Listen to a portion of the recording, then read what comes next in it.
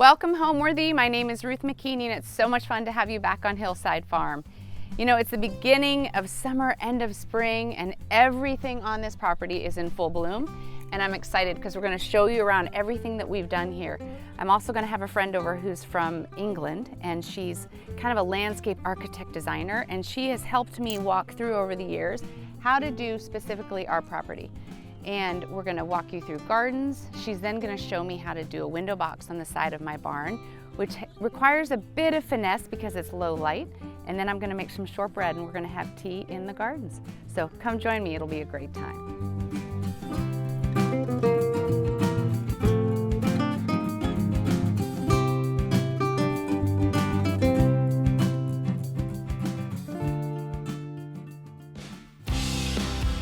I'm Ruth McKeaney, and this year I'm inviting Homeworthy to join my family for all of our annual highlights at Hillside Farm, our 305-year-old farmhouse steeped in history and love. After decades of flipping houses, my husband Bob and I settled here where we raised our 5 children. And this year you'll join us for holiday gatherings and the upcoming wedding of our daughter, happening right here at Hillside, where we welcome your company as we share in the simple pleasures of life at home. I'll offer tips from my book, Hungry for Home, to help infuse your own home with moments of joy, filling home-cooked meals with flavor for the whole family, and of course decorating with amazing antique finds.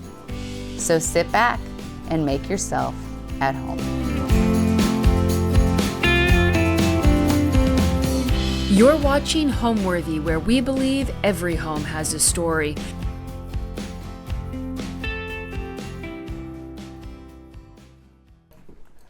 We get to make another fabulous recipe, and it's shortbread. And I've never met somebody who didn't like shortbread. I mean, who doesn't like flour, sugar, and butter. So what I love about this recipe though is that it's in bar form and they're softer. I mean, shortbread tends to be crumbly. This is like a soft, thick piece of shortbread. And it's fantastic because I'll even make it for Valentine's Day, and the icing, I'll put a little bit of red dye and drizzle the red. It's just, you can do it so many different ways. So here we go, shortbread. And the reason that I'm making it is my sweet friend Eileen, she's from England. She's got the most fabulous accent, and she's helped me design my gardens. She's coming over today, and we are going to be going through the gardens. She's going to show us how she does a window box on the side of the barn. I've always struggled with window boxes, and she just has a knack, given that it's low light. So she'll explain all of that, but she loves shortbread. And so I'm going to have this recipe done so that we can eat in the gardens when we're all finished. All right, here we go. You start out with 3/4 of a pound of butter. I know, not nearly as many as in my chocolate chip cookies, but 3/4 of a pound means it's 3 sticks, if that's an easier way to think about it. I go ahead and melt it. And then you're going to do a cup of sugar, just white granulated sugar. I've already got that all together for you. And then we're going to do a teaspoon of vanilla. I put my vanilla in this. It's just fun. But just throw in about a teaspoon. It might have been a little bit more than a teaspoon, but I love vanilla. Put that back. And then we're going to do 1/8 of a teaspoon of salt. I collect salt cellars, so I have lots of different containers that hold salt. But just like 1/8 of a teaspoon of salt. I'm going to mix this up. Let me preheat the oven to 350. And here we go. I think my kids ask for this almost as much as they ask for the chocolate chip cookies. All right, this is mixed up, so we're going to add 3½ cups of flour. 1, 2. I've been asked, where do I get these jars? Anyone carries them. Walmart carries them. Target carries them. But they're very useful. I keep my chocolate chips in them. I keep cookie cutters in them. Powdered sugar. I keep everything in jars. All right, let's get this all mixed up. So now you're going to take an 8x8 pan or 9x9, either one, whatever you have. And you're going to take some parchment paper. You know what? I just recently learned the difference between wax paper and parchment paper. I know, I'm embarrassed. All right. This goes right in here. I've also seen on TikTok there's all sorts of ways of cutting the sides.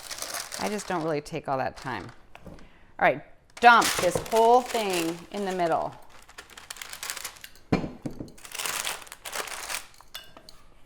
And we're gonna press it down. Here. These are so good. I think you could probably cut them into squares and dip one side of it in chocolate. I mean, there's so many fun things you can do. I've even made it where I used half of this dough in the pan, and then I drizzled raspberry preserves all over that half, and then I just crumbled the remaining half on top. They were amazing. So there's so many things you can do with a shortbread. Just push it. When we've done homes in the past, Bob and I, when we were flipping homes, used to look for the biggest house on the smallest lot, meaning he and I did not want to do yard work whatsoever. That was a form of punishment when I was growing up. You had to go out and pull the weeds. So for me, I didn't want to do any yard work. And then when we landed on this property of 12 acres, and it was so out of control, I don't think it had been touched in decades, Bob and I looked at each other and said, there's no way. We ended up buying it and restoring all 3 of the homes on the property. But the yard, I mean, we had to take it down. We had to cut everything out. I mean, take it down to dirt. And I began to try to do gardening. And I don't think you can just start doing gardening and expect it to be successful. So I tried for about 3 years. I couldn't get anything to live. I didn't know the difference between a perennial and an annual. And I had heard about Eileen, and being from London, she had that look I loved, which is a little bit whimsical with structure. Because we live on a farm, we don't live, in the middle of, a neighborhood. I had a certain look that I wanted, and I had seen her work. And she came and she began to sit down with me and help me draw out plans and tell me what to buy. And then she let me do the work. I mean, it wasn't even, if we needed help, she came and helped with her men, but it was worth every penny to get something going because we had absolutely no idea what we were doing. All right, this is ready to go. We're gonna stick this in the oven. And we will come back in just a minute. I'm gonna show you the gardens. So you are in a really fun space. We actually did not even know these ruins existed when we moved in because all of those woods encroached up on the house. And when we came out here and began to look at the property, we were like, there's a wall there. Oh my gosh, there's another wall. This was filled with woods and every kind of weed and bush you can imagine. So what we ended up doing was rebuilding a couple of the walls because we wanted to maintain the integrity of them. And my brother and another college friend came home one summer and we paid them to dig out, chop down, clear out this entire area. What we didn't know until we put in the barn was there was about, I think it was 21 ton of rock. I should probably verify that. But there was so much rock, it took us a year to dig this out to get the stone to build the barn. So it was really a labor of love. But it's been fun to not only have a cool courtyard, right? This is where my daughter's gonna get married. But each spot has a different personality. You've got the butterfly bushes, you have, the structure of boxwood, then you have the ivy, the rose bushes, the allium. So it's been fun to have somebody like Eileen who can walk me through and say, you know what, this would be a fun seating area. And then we hung white lights, strung them all the way around so at night we can be in here. Now let me tell you about the teepee. I was at a really cool place, it's called Terrain. Many of you may have heard of it. They had this teepee in the middle and it was in winter. They had a fire pit in the center and everyone was roasting marshmallows. And I said to my husband, I want a teepee. Well, little did he know, I ordered the wood. On a Friday afternoon, my husband happened to be home. A huge semi pulls up with these long poles. And Bob says to me, what are we doing with these? Now, mind you, we're in the barn getting ready for a big event. There was a fundraiser going on that evening. And I said, actually, I want you to build me a teepee. And he said, and when do you want that teepee built, Ruth? And I said, about 2 hours. So he pulled out his computer, all the kids came out, and he put the teepee together for me. So it's just a fun other little structure that we've put. So this barn originally was huge. It went to that outer wall all the way up, but it burned down in the 50s. And so when we were rebuilding it, we wanted to build something smaller but maintain the courtyard. So, but when we were digging, I mean, look at this brick. This brick was underneath probably a foot of dirt. And you can see it probably had a drainage in the middle. So it's something to do with maybe carriages came in. We don't really know, but it's been fun to figure out what was here. So people ask me, what is this? This torch. Well, when we were in Switzerland a few years ago visiting my dad, the kids were paragliding and Bob and I were sitting in this little restaurant in the field, and they had these torches in the middle of the field. And I said to Bob, I would love to figure out a way to make us one. And he was like, what else do you want me to make? So we came home and we went out to Lancaster, and we found a gentleman who worked with iron or metal. I'm not sure what it's made out of. And he made us a torch. So we use this for parties. We throw in wood, and he put an H and an FH an FH and an F for Hillside Farm. And then along this side, it says bless, because that's one of our family mottos, is blessing people. So that's why the bless is here. It's just another fun thing that we've done together. Okay, so this area right here, we call it an allée. It's an allée of Honeycrisp apple trees. And I love the story behind it. When we first bought the house and we were renovating all of this, and I'm telling you, all it was dirt, stone. We'd gotten rid of everything. My cousin was in a race across America, and we took his 6 kids while he was gone. So my 5, his 6, he might have only had 5 with us at the time, all staying here, sleeping in sleeping bags, sleeping in tents. I mean, we were doing work every day. And I think it was like that for 10 to 14 days. Anyways, he and his wife sent the most beautiful video when they got home, videoing the family, thanking Bob and I, and saying that our family bears fruit and blesses people so well. And in came a truck with 8 Honeycrisp apple trees. And so we planted this allée right here, and it's just become one of the most meaningful spots for me. Then what I did, I was perusing books in the library, and I didn't know what to do under the apple trees because I felt like you needed to make it special.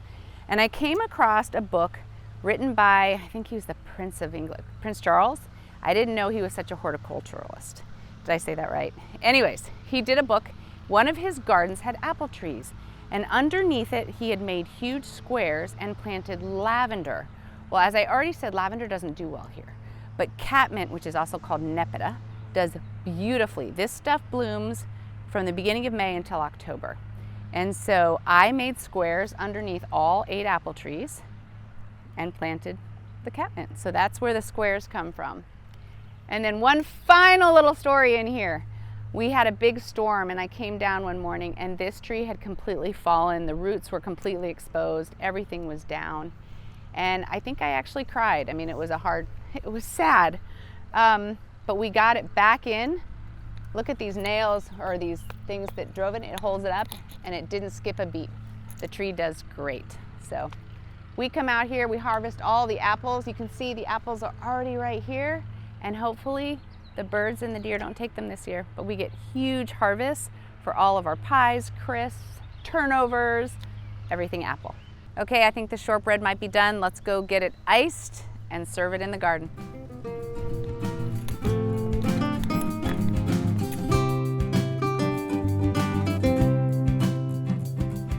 All right, I think it's done. Let's take a look. Yeah. Got some golden brown edges.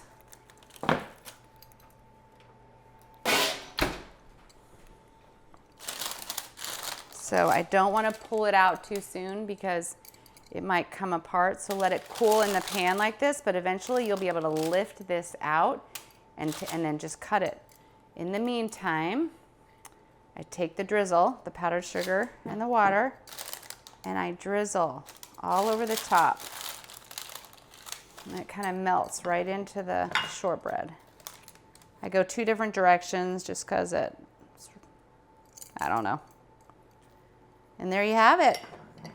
Fantastic shortbread bars. Look at that. It's phenomenal. Put in some coffee or some tea, and this is a fabulous afternoon snack. If I've learned something in the last 10 years of living in this house, it's the ability, the art of being flexible.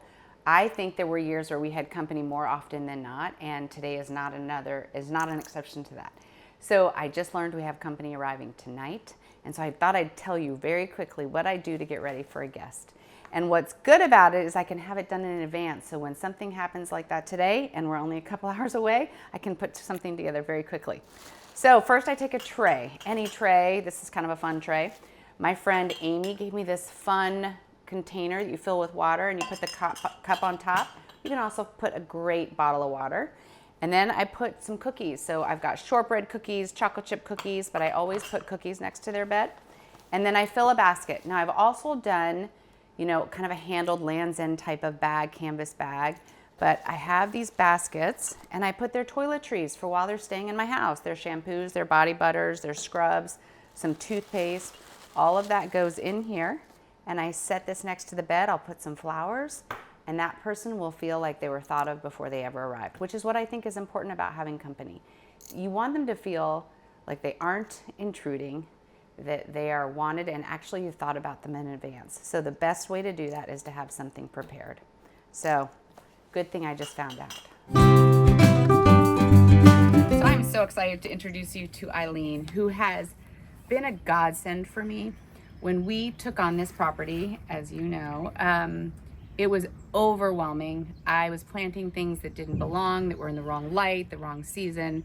And someone gave me the name of Eileen, who has her own design company, and she's from England. So she has a whole new vision for things, and she knew how to make things more, like our house is not your typical, it's a farm. So we wanted anyway, you helped me put words to things I did not know. And plus I just love listening to her accent. So she came over today, and she's gonna have a little bit of shortbread and tea with me later. But she helped me do window boxes on the barn. Now I had a hard time with window boxes. I originally started with wooden boxes. They rotted through for me. So we started using these metal ones and putting in, what is this stuff called? It's just a straw. Straw? Yep. Okay, so we put in this straw, and it's got a lot of low light. So we've been kind of playing with things each year. We've put grasses in. So Eileen's here to tell me what we're going to do this year and show how to do this. Okay, well, so we just pulled out all the old stuff from last year. Yep, you did that beautifully, and you sell yourself short because you know a lot more than you think you know, and the property speaks for itself. It's absolutely beautiful. It just needed some life and some love and a little bit of design, and that was it. Now it's very special. Well, that's okay. Look at mine. I have two different gloves. It doesn't matter. Okay. At least you have gloves. I know. So she also got me turned on to organic soil because I used regular soil, and she's very particular. We're also very strict. We do not put mulch anywhere on this property that you will know of. It is only leaf mulch. And there are many reasons for that, but it's very badly used mulch over in this country, and it kills everything. It's just bad for everything. Toxic. So we've now made this garden over a few years live and grow and really expand, even in one single plant. But this is a very low light area. Ruth knows this from her years of doing it.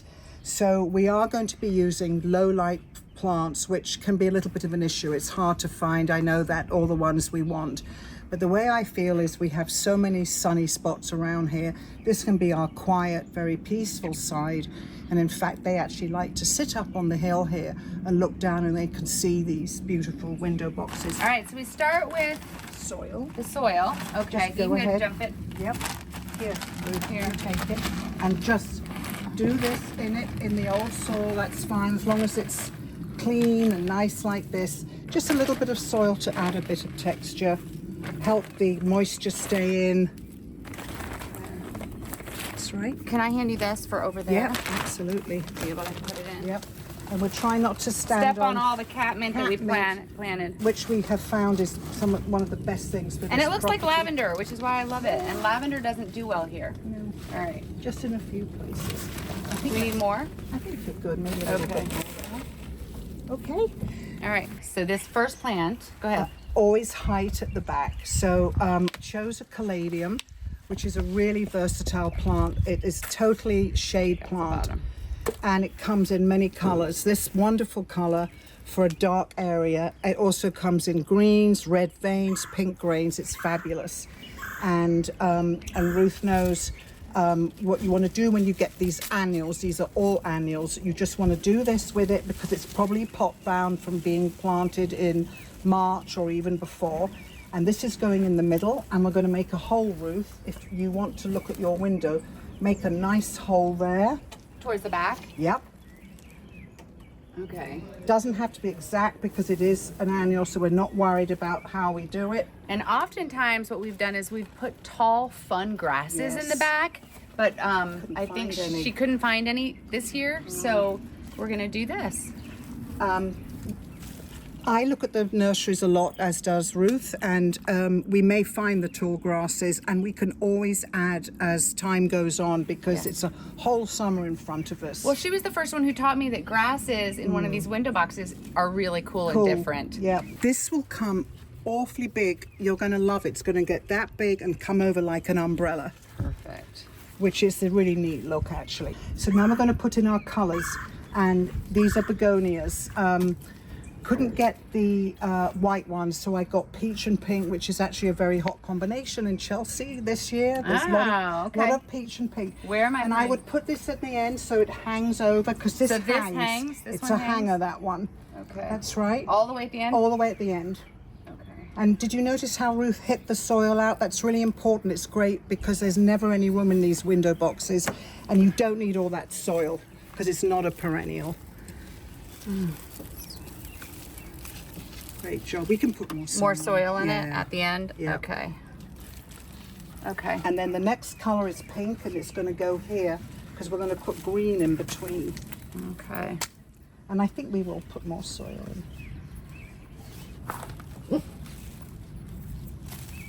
It's always been daunting to do windows for me. I know. They're not easy. And we can this is why we take the soil off. We want to put something here as well. So let's put another one of the hanging ones on this side. So this is going to go here. Yep, and just make sure that that is dry. We need to water it. Just make sure the plant looks the best way so you see the most flower. Oh, okay. Can you hold Like that that. for a second? Yep, and we are going to have to put some more soil in. Yeah. So these are Silva Bulb. They are a begonia. And they're a begonia, and they're a good filler. So, and I like the color. So I love to mix colors with the leaves. So where are these going? I'm going to put them here, I think. And don't worry if you think it's overstuffed. It's going to look incredible once it's about another 2 to 3 weeks. Yeah, You'll we are see going to a have difference. to add more soil. Yeah. Okay, what's this last one? This is Dichondra silverbelled, a wonderful thing to put around I planters. mean, couldn't you listen to that? It that drapes. voice all the time. Dichondra silverbells. Okay. Isn't it pretty? It's pretty. Blue, green, a great combination. Do I take the bottom off Yeah, again? take the bottom, fiddle it all with your fingers. Yeah. That's the beautiful thing about gardening. Just fiddle, and then put it in the middle. In the middle, like right Yes. here.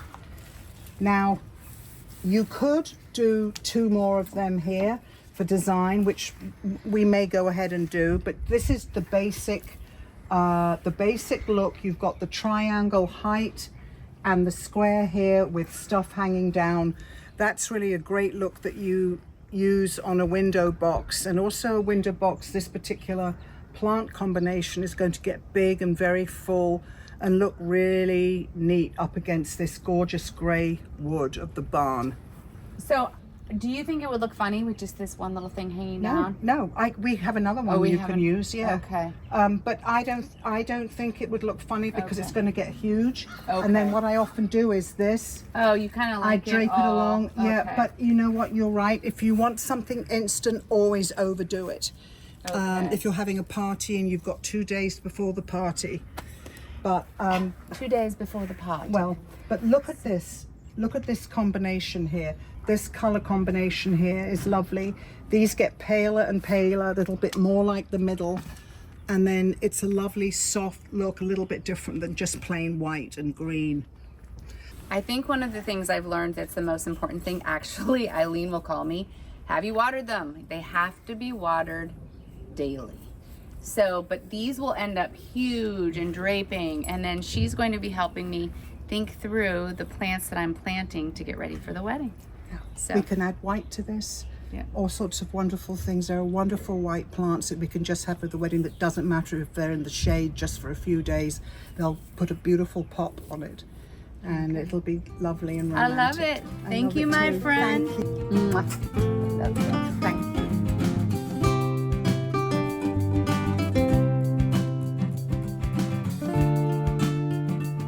This area is one of my very favorite areas because when we first bought the house, it was filled with, I mean, trees.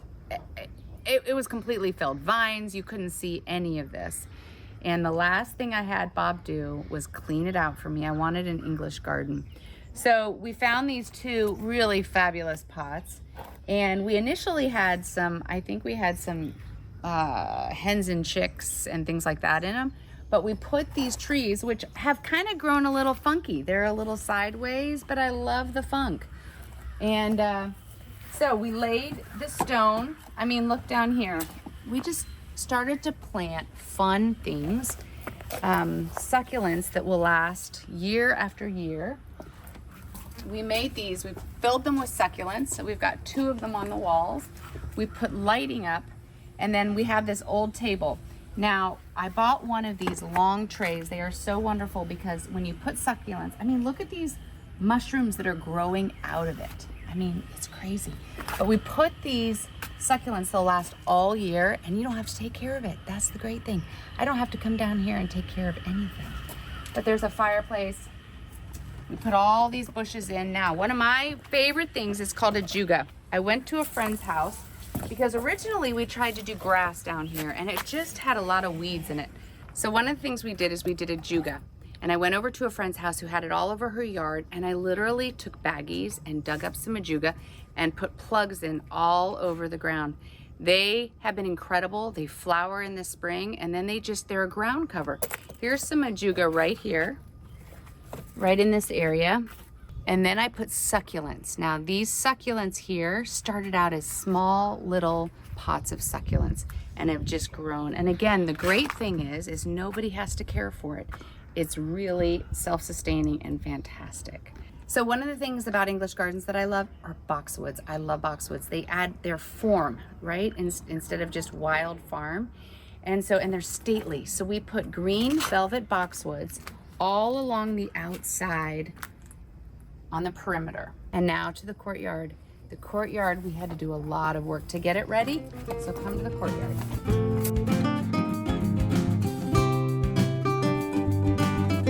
Okay, so I love roses. So here we have some David Austin climbing roses.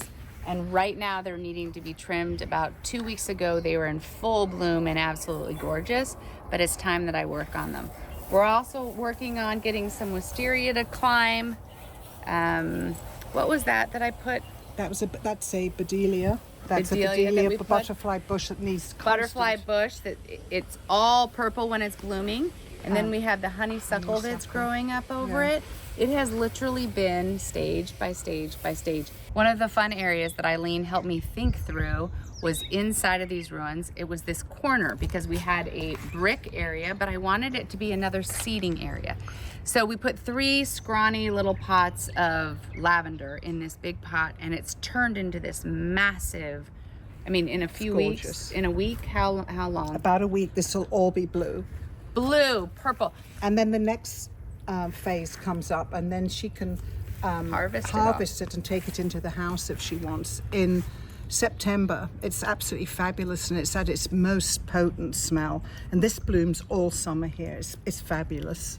And then the allium, which Eileen introduced me to allium. These allium have already bloomed. I've seen people spray paint these and then put them into containers and just have them as kind of an architectural piece. But these purple, when they're at the height of their bloom and they're bright purple, they are my very favorite flowers. I've got them all over the property. Deer proof. And then they're deer proof. And then in the bottoms, we've got blue fescue, which is this blue grass that I love to put in And gardens. it loves dry, droughty conditions, which is great if you don't want to keep coming down here hauling a hose, right? So driving into our driveway, we didn't have like anything with a kind of a wow factor. And Eileen convinced us to build these gardens as you drove in. There's one on this side of the driveway, one on the other side of the driveway. And I mean from April until End of September. September, these are constantly popping different colors and they are gorgeous. I love to drive in to this driveway now, so thank you. Oh, you're so welcome. And you can always take the leaves off too and just cover it with other things. I mean, look at these It's things. gorgeous, isn't it? They're The bees have beautiful. gone, but earlier I'm sure they were all over them. Yeah. Because, you know, we're trying to encourage bees and butterflies back into gardens. That's what we all should be doing. Pollinators are ruling. That's what we need to do everywhere.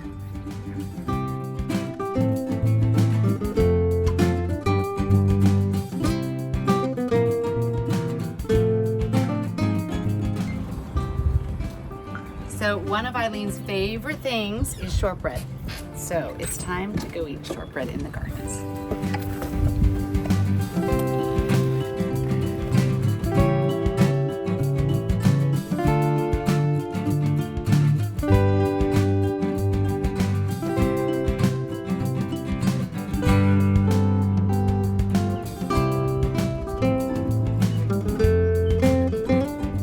Cheers, dears. Cheers, dears.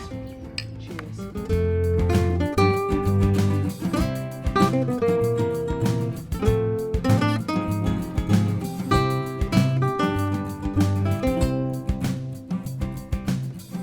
Thanks for watching. Be sure to go to homeworthy.com for exclusive content, shopping guides, and so much more.